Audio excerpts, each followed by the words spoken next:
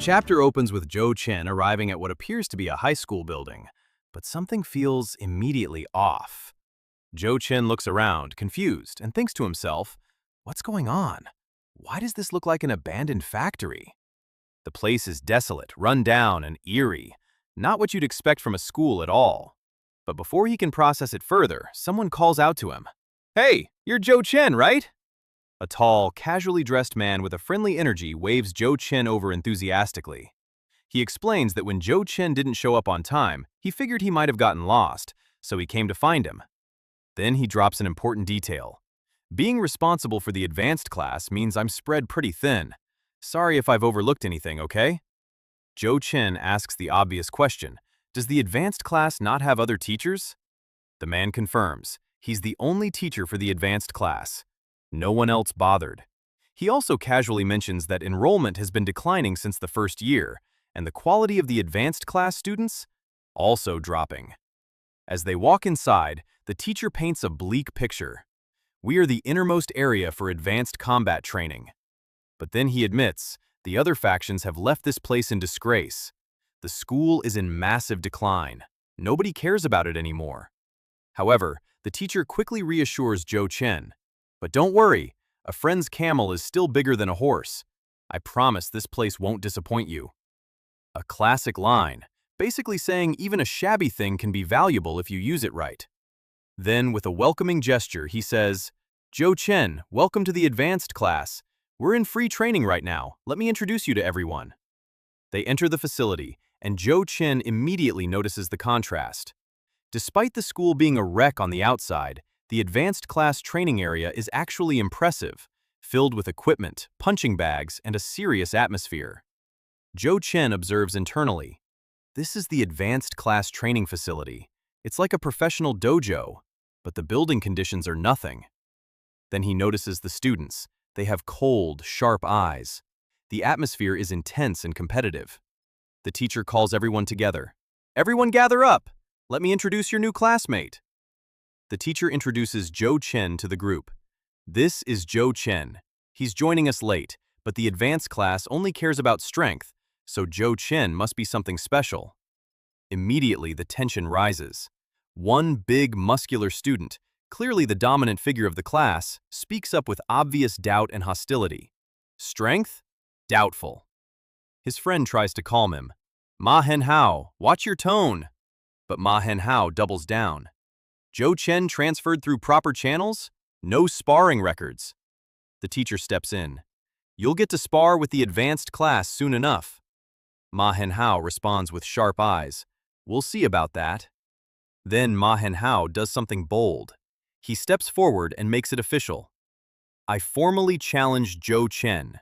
You accept?" The room explodes with excitement. Students react immediately, some shocked, some thrilled. A formal challenge? Haven't heard that in ages. Under sparring tournament format, pride is on the line. The loser without a complaint. No backing down after. Someone even says, "Oh man, our strongest just challenged a newcomer like that?" In the background, two other students, a blonde guy and a pink-haired girl, are watching from the sidelines, clearly curious about what's unfolding. What's all the commotion? The new transfer student is about to fight Ma Hen Hao. The blonde replies with surprise, "Transfer student?" Then Zhou Chen speaks, calm, composed, completely unbothered. "Formal challenges don't proceed unless both parties agree." "Fine then." He accepts. "If it's just a friendly match with no lethal force, I accept." His internal thought, "Good chance to gauge my strength before the tournament." Meanwhile, someone watching picks up their phone and makes a call. On the other end, a shocked voice asks, "Zhou Chen is fighting someone already?" Clearly, word about Zhou Chen travels fast. People are watching him closely. The teacher steps in to set the rules before the match. He technically is a man who has issued a formal challenge, and Zhou Chen has accepted. Now, neither can back down. The thing is, running away is out of control now. Ma Hen Hao smirks confidently. He clearly believes he's going to crush this newcomer. Someone in the crowd mutters, "Don't Zhou Chen train in lower confinement? Is this a trap?" Ma Hen Hao fires back. I'm actually curious to see his real level. The teacher announces clearly. Since this is Zhou Chen's first formal match, I'll even the rules. And then, importantly, he sets the tournament format rules. Anyone interfering faces immediate disqualification. Both fighters are brought together. The teacher hands them glowing combat markers. Think of them as rank verification devices. He announces, both must be of equal star level, no unfair matchups. Someone in the crowd shouts, he's also E-rank, Phase 2! So they're evenly matched on paper, at least by rank. The teacher lays down the official rules. No strikes to vital areas, no lethal force, no retaliation after the match ends. A clean facial strike or verbal surrender ends the match. Zhou Chen simply replies, understood. Clean, confident, no hesitation. The teacher shouts, begin! Ma Hanhao charges instantly. His strategy is clear from the start. Strike first and end it instantly. He lunges straight at Zhou Chen at full speed, a direct aggressive charge. The crowd reacts. Of course he'd charge straight in. But then, Zhou Chen blocks it. The crowd is stunned. He blocked it? His reflex arcs are this sharp? Nobody expected the newcomer to block Ma Hanhao's opening strike so cleanly. Ma Hanhao is furious. He wasn't expecting resistance. He growls, damn it, quit dodging like a rat! He tries to corner Zhou Chen, throwing powerful combination attacks. But Zhou Chen is fluid, evasive, and precise, dodging everything with minimal movement. Ma Hanhao launches his signature technique, Combat Art, Gale Hook Palm. He declares confidently, my Gale Hook can hit mid-strike. Even if you block, the impact will floor you. He smirks, let's see you dodging on your back. The attack spirals toward Zhou Chen, powerful, fast, seemingly unavoidable. But Zhou Chen intercepts it with a clean counter, stopping the attack dead. The crowd gasps. Impossible. He anchored combat with his body? Ma Hanhao is rattled but not done. He staggers but keeps fighting. As long as he doesn't hit my face, I still have a chance. He pushes forward, but he's clearly on the back foot now. Zhou Chen has been completely in control this entire time. He's been reading Ma Hanhao's movements, absorbing his attacks, and waiting for the right moment. And then, that moment comes. Zhou Chen moves decisively. He gets in close, looks Ma Hanhao dead in the face, and delivers. A clean facial strike means victory, right?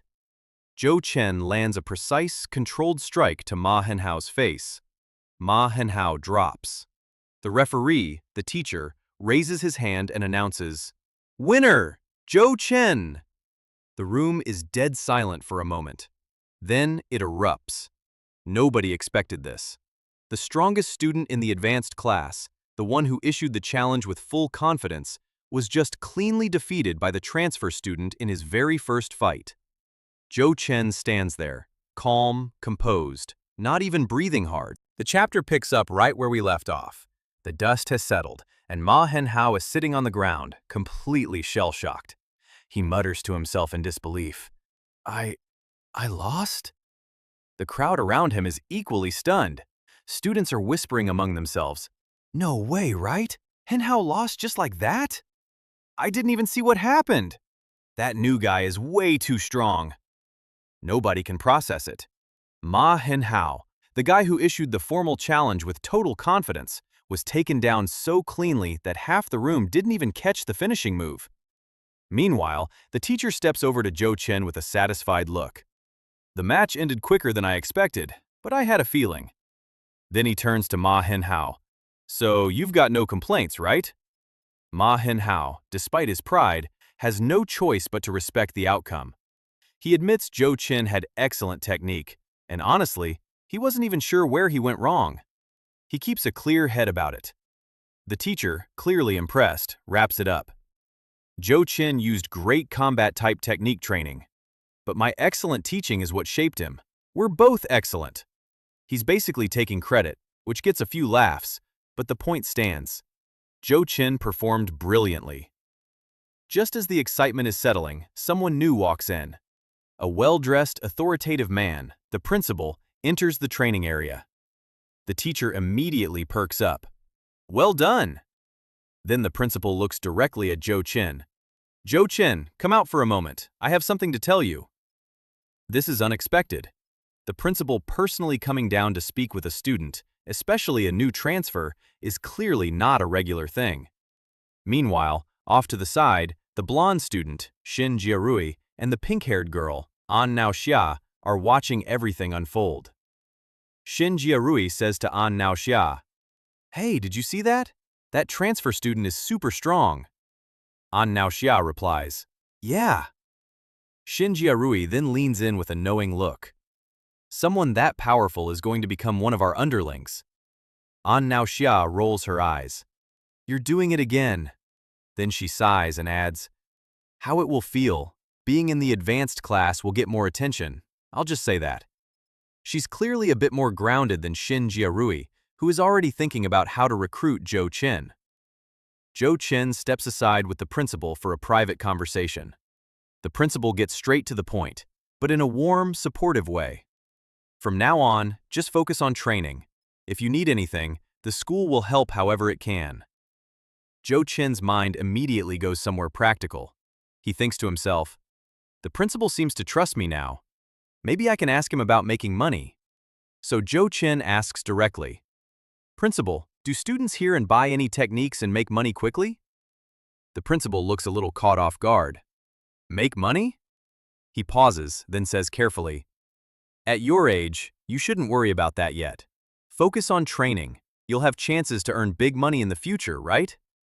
Then he adds, almost as an afterthought, "If your family is in trouble, the school can cover some expenses." But Joe Chin quickly waves it off. "Oh, never mind. I was just casually asking. Thank you." Internally, Joe Chin is frustrated. "I cannot think of some other thing now." He sits alone afterward in the training room, clearly deep in thought, dumbbells in the background, the weight of his situation pressing on him. His internal monologue. "Where else can I learn how to make money? Where else can I learn how to make money?" This is a crucial reminder. Joe Chin isn't just here to get stronger. He's here because he owes $1 billion and desperately needs a way to pay it back. The clock is always ticking. Before Joe Chin can spiral too deep into his thoughts, someone taps him on the shoulder. It's the blonde student, who pops up with a cheerful, slightly over-the-top energy. "Yo!" Joe Chin looks up, a little confused. The blonde says, "That match just now was amazing. The principal even came out to see you. Who exactly are you?" Joe Chin asks back plainly, "And who are you?" The blonde grins. "Shin Jiarui. That's rude of you." And then the pink-haired girl steps in, smiling warmly. "Sorry, this guy's naming sense is a little not great. No ill intent, though." She introduces herself. "I'm An Naoxia, and this guy is Shin Jiarui." She adds helpfully, "Based on enrollment time, we're your senior classmates, so if you have any questions, feel free to ask us." Joe Chin gives a small, polite response. "Oh, okay, thanks." Jiarui wastes absolutely no time. He gets right to the point. "Then, we're a 3-person team now, and as team leader, I'll take good care of you." Joe Chin just stares at him. What a strange guy. But Shin Jiarui is already moving on. He spots something he's curious about. "Joe Chin, you trained somewhere downstairs, right? That move you used earlier, where did you learn it?" Joe Chin replies honestly, "Move? What's that?" Shin Jiarui is floored. "Wait, you don't know what a move is? How do you not know what that is?" He explains, "Then the move you used to knock down Ma Henhao, where did you learn it?" Joe Chin shrugs. "Just a reflex, an instinctive move." Shin Jiarui's jaw drops. Oh man, that move was neutral, but actually it has no drawbacks when he blocks, even when he finds out. He's been practicing since he was born. Total prodigy. And Naoxia chimes in, genuinely curious now too.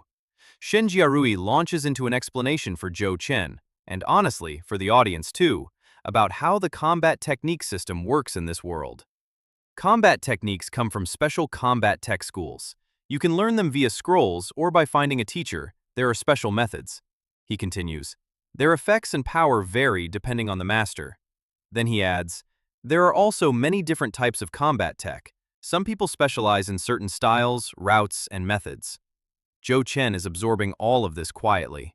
Then Shen Jiarui gets to the key point, the move Ma Henhao used against Zhou Chen. The move Henhao used on you during the match was a D-rank technique called the hook kick. He shakes his head. No wonder I couldn't block it at the midsection. Zhou Chen thinks about this. If I had combat techniques too, I might have had a better shot at the midsection control during that match. Then he asks, are combat techniques expensive? Shen Jiarui explains the pricing. Pretty much, they're also ranked. The stronger they are, the more expensive. He gives a specific example. The school teacher only sells basic ones. You usually need to purchase them from a high-ranked store to get one. Then he drops the number. Market price for an ordinary D-rank technique of medium grade. He pauses for effect. 300,000 per month of loan pay monthly. Zhou Chen's eyes go wide. Then Shen Jiarui adds one more thing, almost like a secret. By the way, I've got one too. We can share something and I'll show you. And Naoxia immediately chimes in. Me too! They're both excited.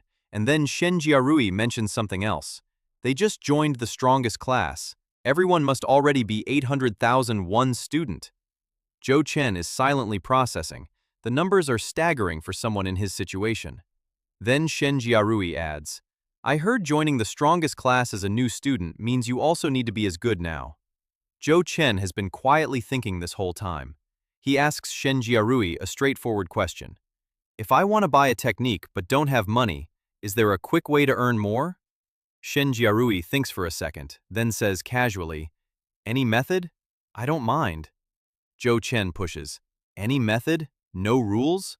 Shen Jiarui replies, half joking, half serious, except robbing banks. Then he thinks a little harder and says, if it's fast, no rules, only the Blackwater Zone Miracle Land comes to mind. And Naoxia immediately panics. Shen Jiarui, stop mentioning the idea of a miracle land to a newcomer. I'll get a major scolding. Zhou Chen's ears perk up. Blackwater Zone? Shen Jiarui quickly backpedals, nervously. I was joking. Though the teacher heard all sorts of rumors, the school strictly forbids students from going. But then, almost immediately, he leans over and whispers, if you're enrolled on the blacklist, you'll get caught, but just think, it's a joke. Then Zhou Chen asks the obvious follow-up. How much do you shoot for the technique, right? Shen Jiarui answers, about 300,000.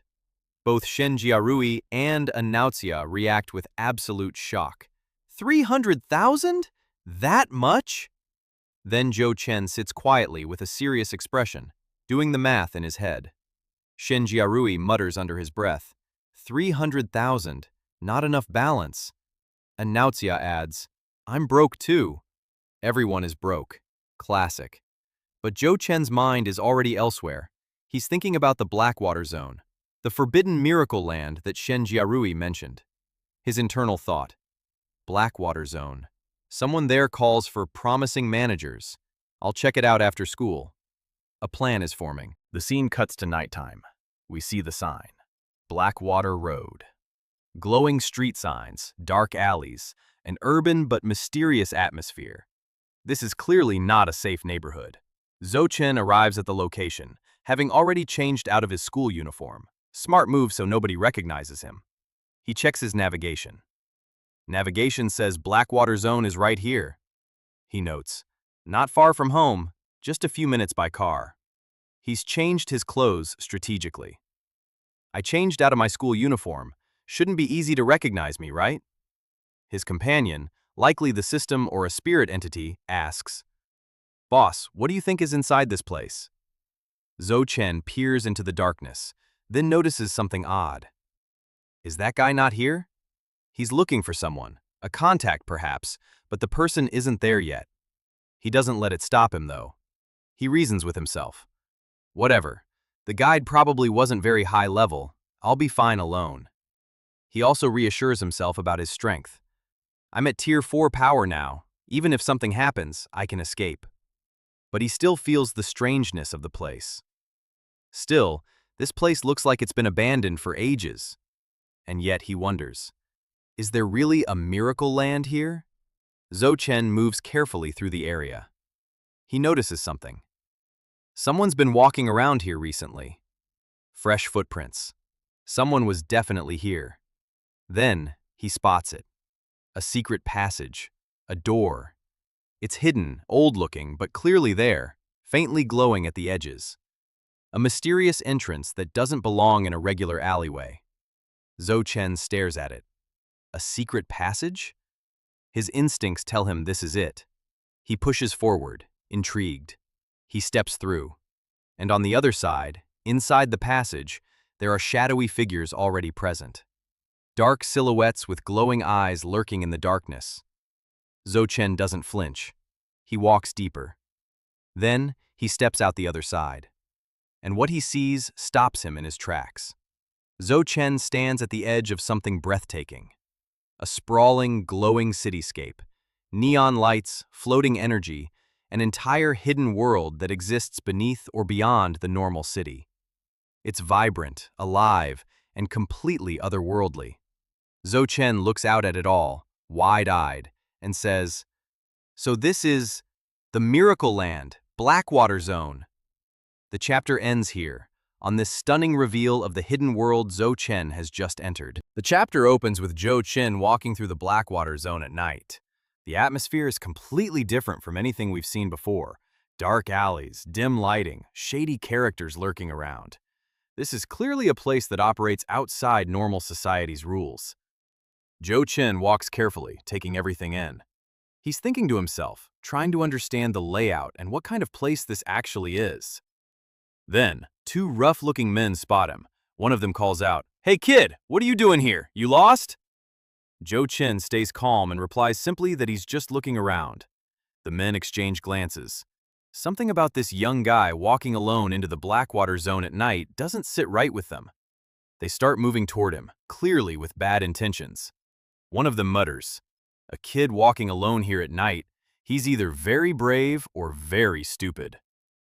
Zhou Chen doesn't panic. He keeps his composure, because he's already calculated that at his current power level, he can handle whatever these guys throw at him.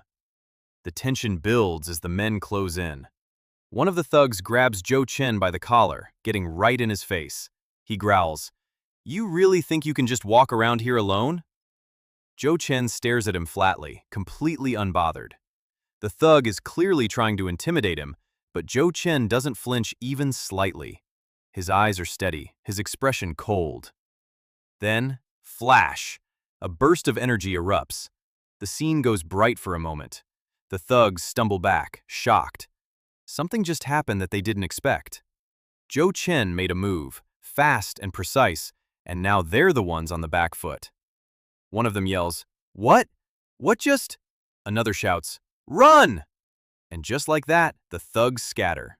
Zhou Chen didn't even break a sweat. He adjusts his collar calmly and keeps walking. As Zhou Chen continues deeper into the Blackwater Zone, he notices someone. A hooded figure, dressed in dark clothing, face hidden, is walking just ahead of him. Zhou Chen studies this person carefully. Something about them feels different from the regular street thugs. They move with purpose.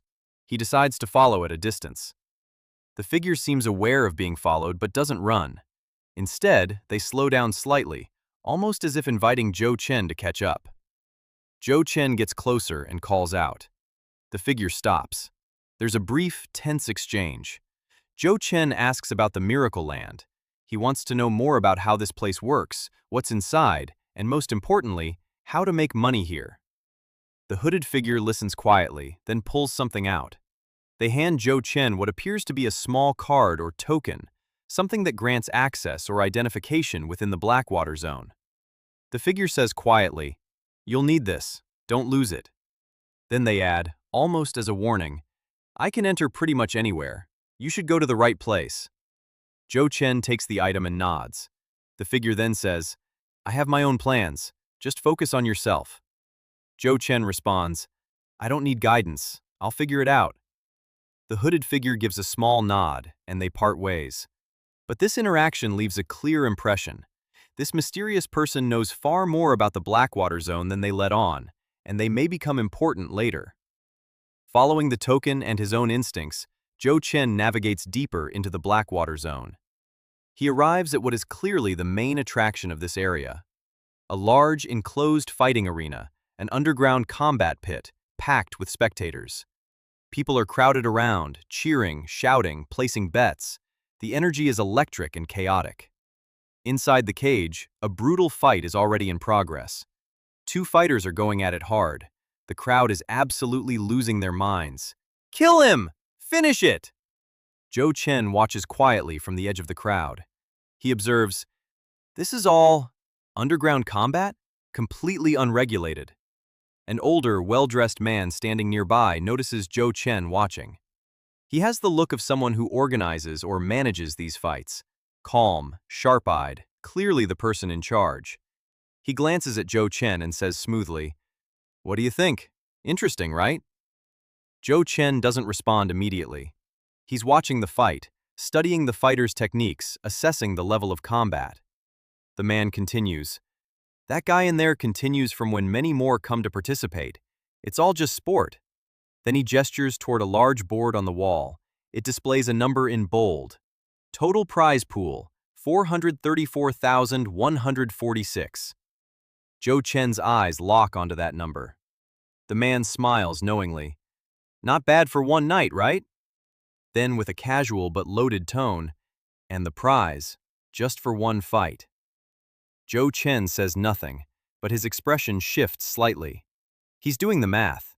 He's thinking about what he could do with that kind of money. The man, clearly sensing Zhou Chen's interest, makes his move. "Want to participate? We can get you signed up right now." Zhou Chen thinks for just a moment. His goal is clear. He needs money, and fast. The combat techniques he wants cost 300,000. The prize pool here is already over 400,000 for a single night of fights. This is exactly what he was looking for. He agrees. But before anything happens, there's a commotion near the entrance to the cage. A massive fighter is stepping in. Huge, muscular, clearly the current champion of this arena. The crowd goes wild just seeing him enter. Zhou Chen studies this fighter carefully. The man beside him explains, "That's the current top fighter here. He's undefeated." He watches the champion move. Powerful, aggressive, clearly experienced in underground fighting. Zhou Chen's expression stays neutral. He's calculating. Perfect time to join. Zhou Chen steps into the cage. The crowd immediately reacts, confused, surprised, even amused. Who is this slim, unremarkable-looking young guy stepping into an underground arena against a massive champion? The champion looks at Zhou Chen and almost laughs. "Really? They're sending me a kid?" Zhou Chen says nothing. He gets into his stance. The champion cracks his knuckles and prepares. "Don't worry, I'll go easy on you. Wouldn't want to kill you too fast." The match begins. The champion launches forward with a heavy, powerful strike, the kind that could knock someone out cold. But Zhou Chen sidesteps it completely, smooth, effortless, like he barely had to move. The crowd murmurs. The champion swings again, harder this time. Zhou Chen dodges again, moving just enough to avoid the hit without wasting any energy. The champion is getting frustrated. He's used to overpowering people immediately, but this kid isn't even there when his fists land. He tries a different approach, a rushing tackle to grab Zhou Chen and use his size advantage. Zhou Chen reads it perfectly. He shifts his weight, redirects the momentum, and the champion stumbles past him. The crowd is really buzzing now. What is happening? That kid is actually dodging everything. The champion realizes he needs to get serious. He stops holding back and unleashes a combination, a rapid series of heavy blows aimed at different targets, trying to overwhelm Zhou Chen's defense. Zhou Chen takes a defensive posture, absorbing and deflecting where necessary, but he's still not striking back. He's still reading, still analyzing. The champion roars, "Stop running around and fight!" Zhou Chen responds calmly, "I am fighting." He's been in complete control this entire time, letting the champion exhaust himself, study himself, expose himself. Then the champion pulls out what seems to be his signature move, a powerful downward strike with massive force behind it. He throws it, convinced this one will end it. Zhou Chen steps in toward the punch, inside the arc, and the attack misses by inches. And then Zhou Chen strikes back. Last one. A single, clean, devastating counter, perfectly timed, perfectly placed. The impact is immediate and total. The champion staggers. His legs buckle. The crowd erupts. Ooh! The champion hits the ground. The fight is over. The crowd is going absolutely insane. Nobody expected this. A young, unknown kid just walked into the underground arena and took down the undefeated champion in his first fight. Zhou Chen stands in the center of the ring, calm as ever. Not celebrating, not showing off, just standing there. The manager rushes over, clearly thrilled. "Are you serious? You actually won?" Zhou Chen asks simply, "The prize, can I get it now?" The manager laughs in disbelief and nods. Then something interesting happens. From the viewing area above, the older, well-dressed man who had been watching everything, the one who manages the whole operation, is staring down at Zhou Chen with a very different expression now. Not surprise, not amusement, interest. Serious, calculating interest. He says quietly to himself, "That boy, he's not ordinary." He's clearly already thinking about how to use Zhou Chen, or how to keep him coming back. Just as things seem to be wrapping up, the chapter drops its biggest reveal of the episode. From somewhere in the arena, or just beyond it, something stirs. The atmosphere shifts completely. The chaotic energy of the crowd suddenly feels different, heavier, darker. Sound effects fill the panel, sharp, unsettling. And then, a massive, monstrous silhouette appears. A creature, not a normal fighter, not a human combatant. This thing is enormous, covered in dark, jagged features, with an overwhelmingly oppressive presence. And then the name appears in bold across the panel. The Freak, Niflhoon. The chapter ends right here, on this jaw-dropping introduction. Niflhoon is clearly not just another underground fighter. This is something on a completely different level. A genuine monster, possibly a creature from the Miracle Land itself, that exists within the Blackwater Zone. And Zhou Chen, fresh off his first underground fight, is now in the same space as this thing. The chapter opens with the most dramatic visual we've seen so far in this series. Niflhoon, the creature that was teased at the end of last chapter, is now fully revealed inside the arena. And it is absolutely terrifying. It's massive, a hulking, grotesque monster with a thick, armored hide, sharp claws, glowing eyes, and a body that looks like it was built purely for destruction. This is not a human fighter. This is something that came out of the Miracle Land itself, a creature that does not belong in the normal world. The crowd that was cheering and betting just moments ago has gone completely silent. People are backing away, pressing against the walls. Some are clearly panicking. Zhou Chen stands in the arena, mask on, looking up at this thing, and simply says, "What's going on?" He's calm, but his eyes are sharp. He's immediately assessing the threat. Niflhoon doesn't waste any time. It lets out a guttural roar, a sound that shakes the whole arena, and then it smashes the floor of the cage, sending cracks and debris flying. The impact is enormous. Even the structure of the arena trembles. Zhou Chen holds his ground but is clearly feeling the pressure. The sheer physical scale of this thing is something he hasn't encountered before. The creature turns its glowing eyes directly on Zhou Chen, and then it charges. The arena explodes into chaos as Niflhoon launches at Zhou Chen with its massive clawed hand, a swipe that could tear through steel. Zhou Chen dives out of the way, but barely. He lands in a crouch, eyes wide. This thing is completely different from the previous opponents. It's definitely not human. And then, more critically, he feels something that he hasn't felt in any of his previous fights. Being watched by it, it feels like prey under a hunter's gaze. Just standing here is already dangerous.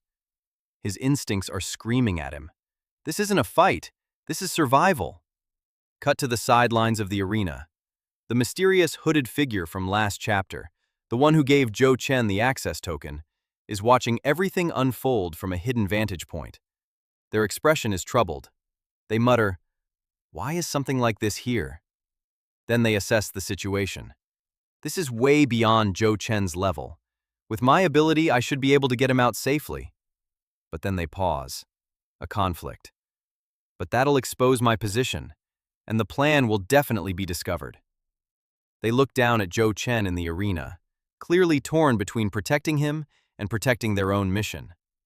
Then quietly, almost to themselves, Zhou Chen. They don't move yet.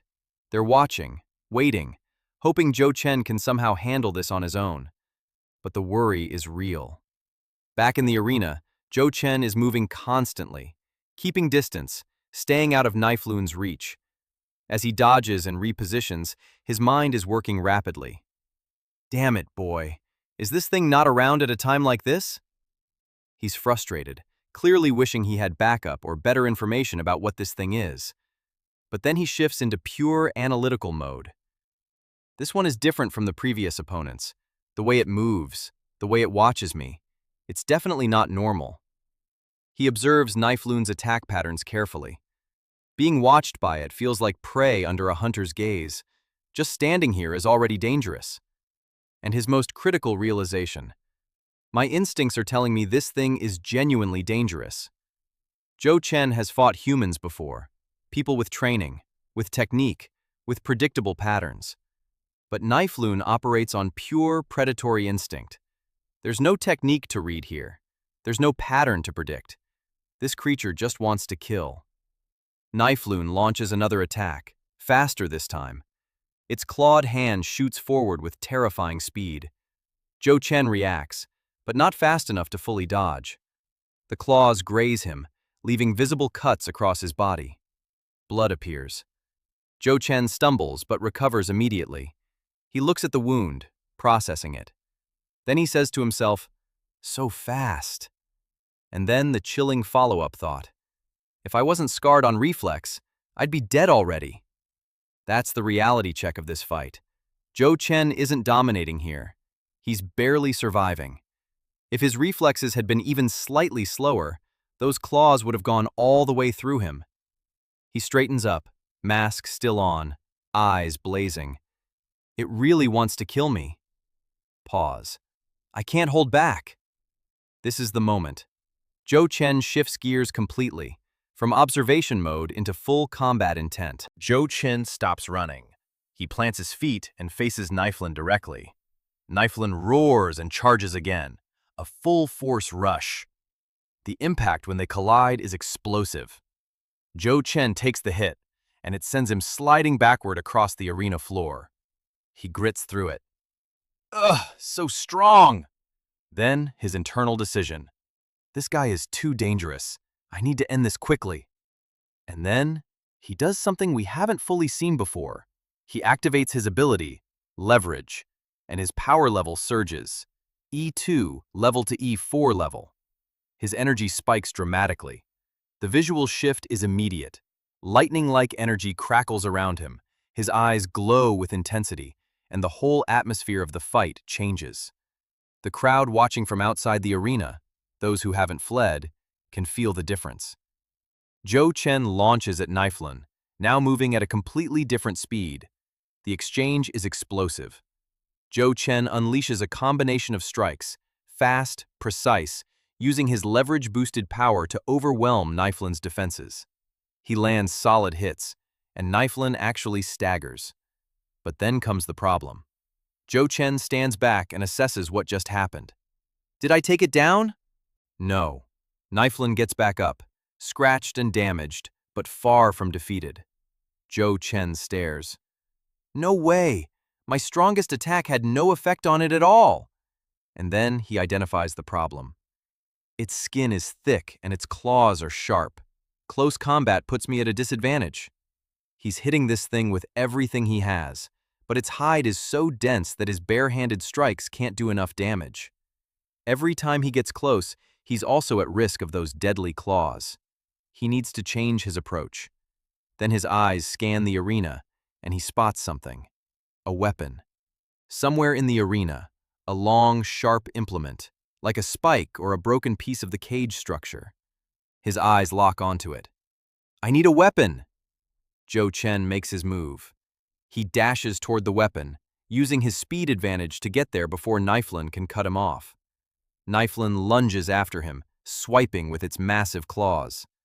Zhou Chen rolls, dodges, and grabs the weapon.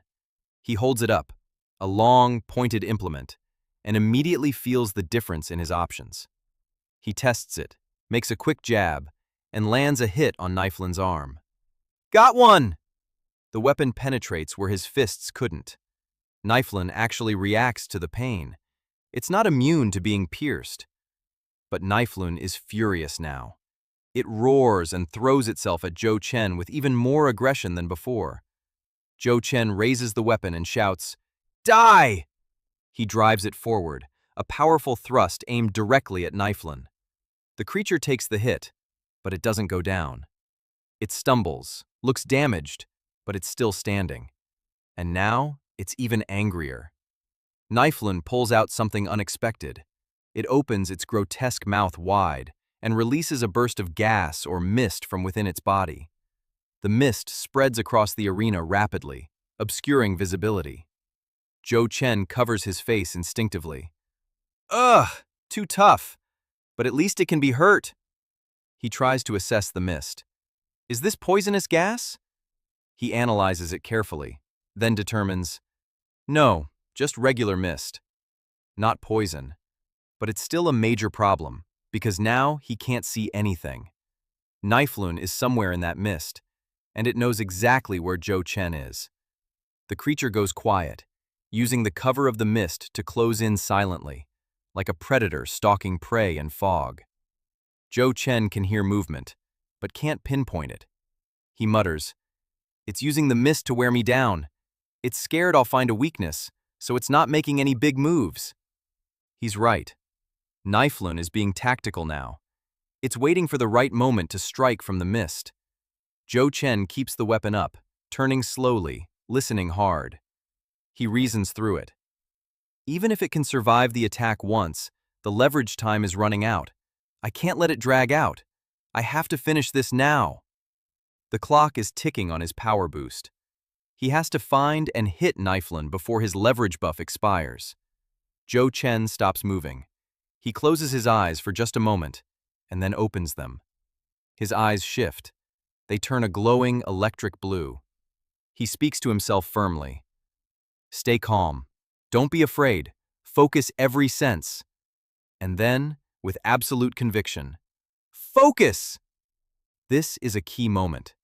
Zhou Chen is using his heightened perception, pushing every one of his senses to their absolute limit to cut through the mist and locate Knifelin. The world around him seems to slow down. He sees it, not with his eyes exactly, but with his sharpened awareness. He can detect the faint movement, the subtle shift of air, the almost invisible outline of Knifelin's position in the mist. And then, he spots something even more important. A faint, glowing point on Knifelin's body, partially visible through the mist. A weakness. Zhou Chen's glowing eyes lock onto it. I see it. Zhou Chen doesn't hesitate for even a fraction of a second. He explodes forward, weapon in hand, driving straight through the mist toward that glowing weak point on Niflun's body. Niflun senses him coming and tries to react, but Zhou Chen is moving with such precision and speed that the creature can't fully counter. Zhou Chen drives the weapon in, hitting the weak point directly. The impact is massive. Niflun screams, a horrible guttural sound, as the attack connects right where it hurts most. Dark fluid, Niflun's equivalent of blood, sprays out. Zhou Chen lands and looks at the result. The creature is clearly in serious pain. That hit landed exactly where it needed to. But then, his face tightens. Something is wrong with him. Zhou Chen's chest tightens. He grabs at it. My heart hurts! He's pushed himself too far. The leverage ability, the power boost he used to jump from E2 to E4, is burning him out from the inside. His body is paying the price for that massive power spike. He looks at his hand, his expression strained. Is this my limit? He's at the edge. His power boost is fading. His body is struggling to keep up with what he's been demanding of it. And Niflun, despite being wounded, is still up. The creature recovers from the hit, slower now, more cautious, but still functional. Still dangerous. Zhou Chen throws another strike, desperate to keep the pressure on before his advantage disappears completely. But Niflun swats the attack away. No! Zhou Chen is thrown off balance. The window is closing. Niflun, enraged, wounded, and absolutely refusing to go down, launches its most powerful attack yet. It roars with everything it has. Die! And it throws itself at Zhou Chen, a full-body assault, claws and teeth, and all its remaining strength combined into one final explosive attack. Zhou Chen takes the hit. Claws slash across his chest. Blood. Real damage. He staggers, badly hurt now. But he doesn't fall. He catches himself, grabs Niflun's attacking limb, and holds on. They're locked together, Niflun trying to finish him, Zhou Chen refusing to let go. Niflun opens its massive mouth, rows of teeth, glowing with the same dangerous energy as its eyes, ready to bite down and end this. Zhou Chen looks directly into that mouth, and through gritted teeth, bleeding, body at its limit, heart aching from the leverage strain, he says with absolute defiance, "Not done yet!" He summons the last of his leverage power, one final burst, and drives his weapon into Niflun with everything he has left. The chapter ends on this explosive, desperate final moment, Zhou Chen refusing to give up even when his body is screaming at him to stop, going all in against a monster that should be completely out of his league. The chapter opens not inside the arena, but in a viewing room above it. Two men in suits, clearly high-ranking members of the underground organization that runs the Blackwater Zone arena, are watching the fight on monitors. One of them squints at the screen. "How's the situation?" The other replies, frustrated, "I can't see clearly." The mist from Niflun's attack is still obscuring the view on camera. Nobody can tell what's happening inside. Then one of the men's phones rings. It's their man on the ground. He reports, "Boss, the fog is cleared." Both men lean forward. Tense pause. Then, "What? How? Is that kid dead?" A beat of silence. Then the ground reporter's voice comes back, stunned. "How is that possible?" Cut back to the arena floor, and we see the hooded figure standing at the edge of the cage, watching in disbelief. They mutter softly, "He actually really..." The fog clears completely. Zhou Chen is standing. Niflun is down, completely defeated. The creature lies motionless on the arena floor. Zhou Chen's final attack connected exactly where it needed to, and that was the end of it. Zhou Chen is battered, shirt torn, wounds visible, chest heaving, but he is standing. He won. The hooded figure stares at the scene, clearly struggling to process what they just witnessed. Cut back upstairs to the two suited men in the viewing room. They are completely speechless. One of them, the higher ranking of the two, slowly processes what he's seeing on the monitor. Then his expression shifts from shock to something far more dangerous. He slams his hand down. "That bastard!" He's furious, but why? We're about to find out. Down in the arena, an announcer steps forward, trying to restore order to the stunned crowd. He declares, "Let's congratulate this contestant for becoming the winner of the tournament." Then he addresses Zhou Chen directly. "Contestant, please follow the staff to claim your prize money." Zhou Chen exhales slowly. The fight is finally over. He says quietly to himself, "It's finally over."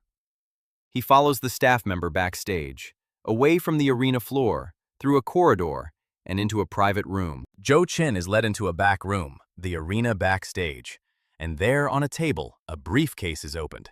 Inside, stacks and stacks of cash.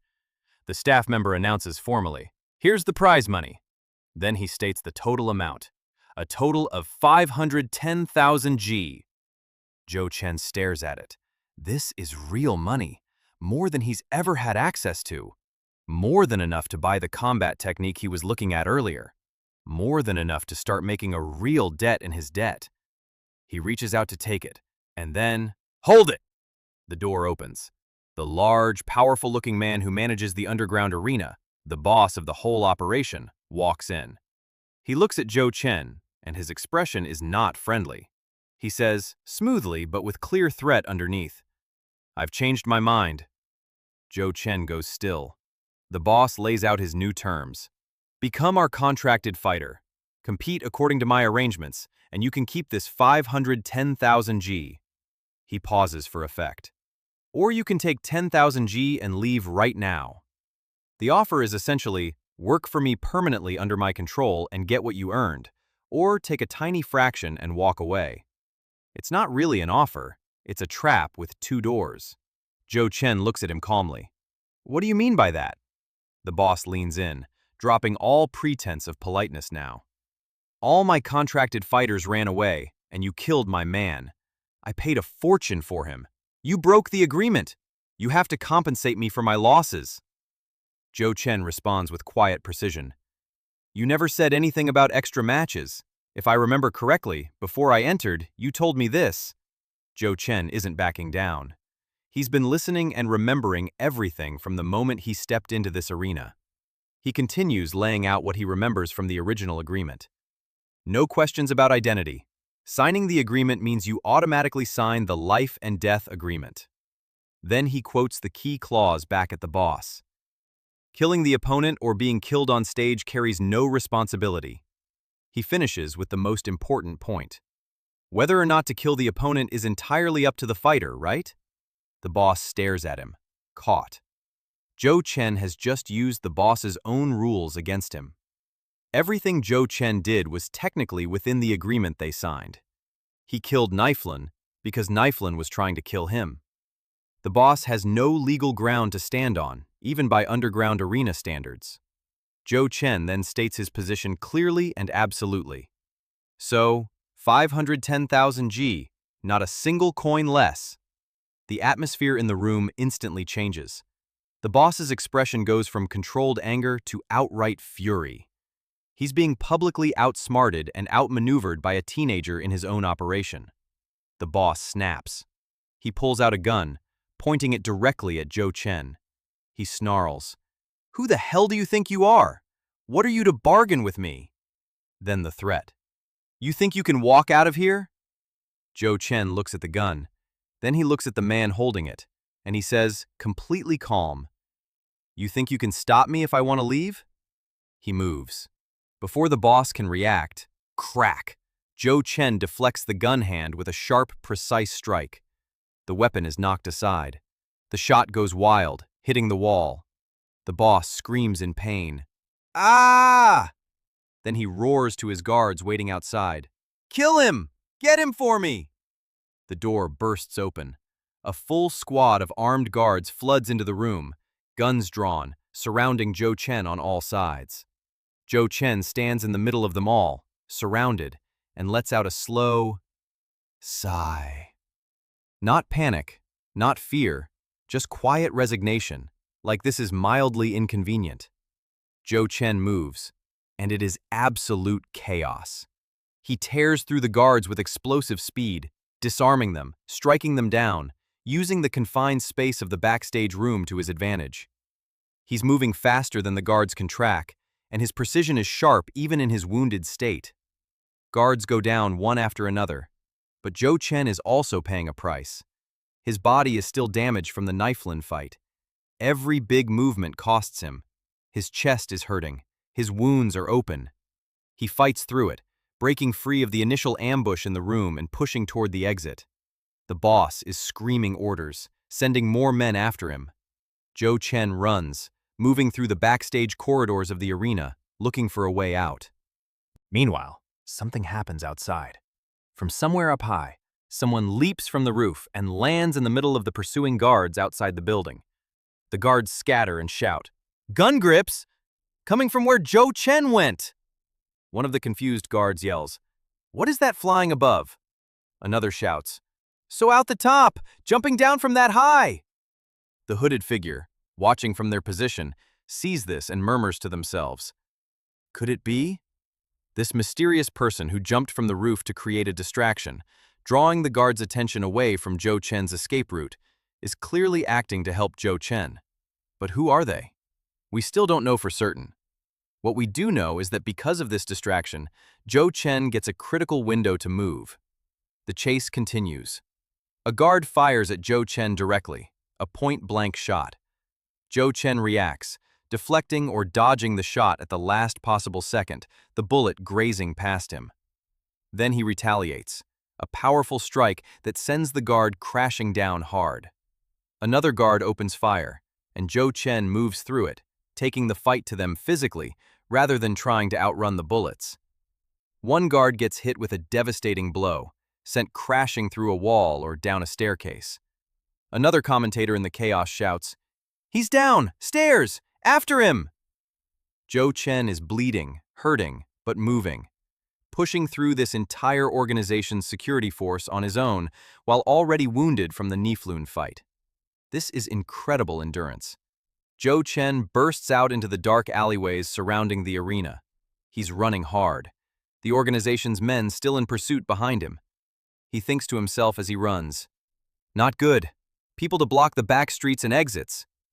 The organization is smart. They're trying to box him in by cutting off all the exit routes from the Blackwater zone. If they surround the whole area, he's trapped even if he escapes the building. But then the physical toll hits him hard. My heart hurts. I used too much borrowed force. The leverage ability, the borrowed power he used to fight Niflun, has left serious damage on his body. This isn't just tiredness. This is physical injury from overextending his power beyond what his body can safely handle. He looks at the wound on his chest, Niflun's claw marks, and realizes it's getting worse from all the running and fighting. Worst of all, the wounds on my body are worsening. And then the most alarming thought. At this rate, my body will... He doesn't finish the sentence, but the implication is clear. If he doesn't get somewhere safe soon, these wounds combined with the leverage strain could be life-threatening. Joe Chen ducks into a hidden spot, breathing hard, clutching his chest.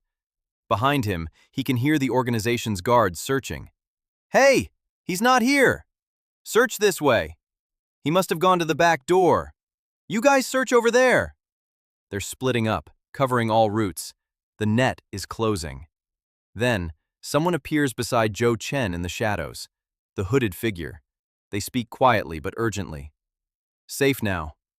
Then they recognize Joe Chen directly. "You're the one from just now."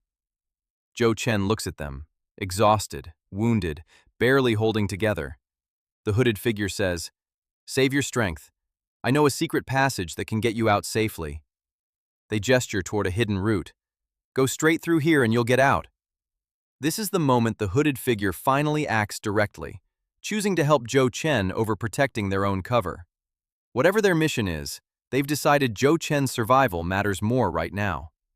The hooded figure leads Joe Chen through the secret passage, away from the guards, away from the Blackwater Zone arena, out into the open streets beyond.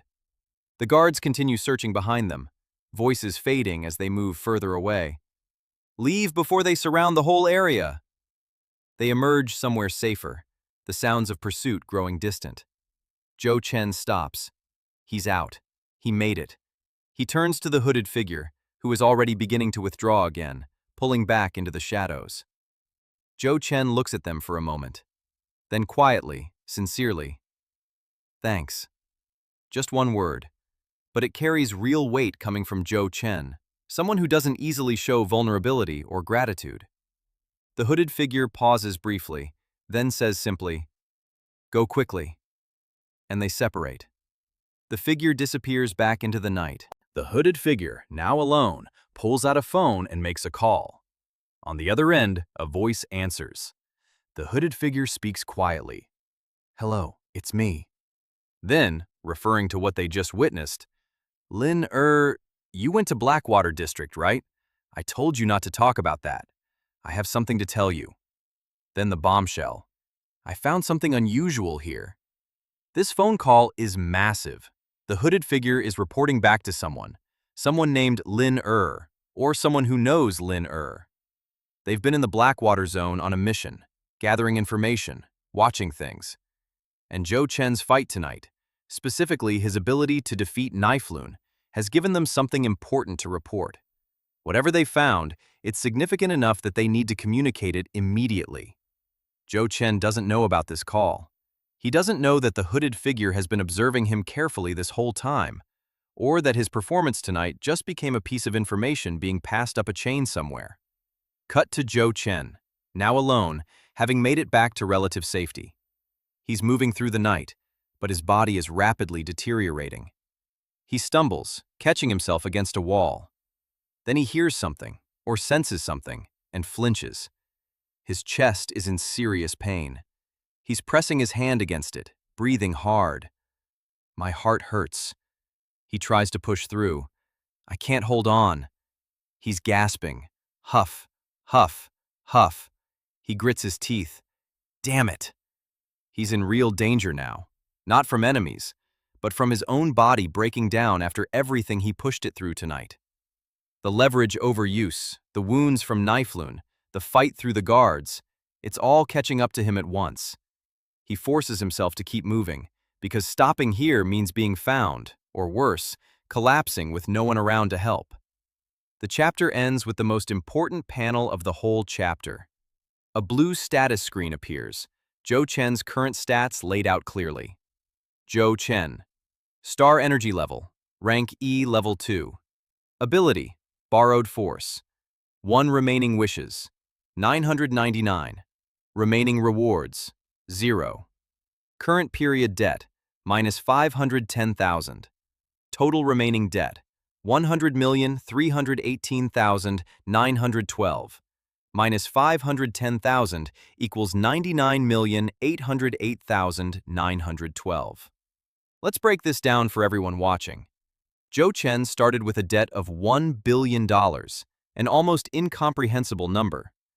Through his grinding, his school enrollment, his underground fighting tonight, and whatever else he's done before, he's managed to bring it down to just under 100 million. And tonight, by winning that prize money of 510,000, he's chipped off another piece. The total remaining debt is now 99,808,912. Still an enormous number. Still a mountain that seems impossible to climb. But the system is tracking every single coin, and Joe Chen is moving, slowly, painfully, dangerously, in the right direction. 999 wishes remaining. The evil god's contract is still very much active, and the clock is still ticking.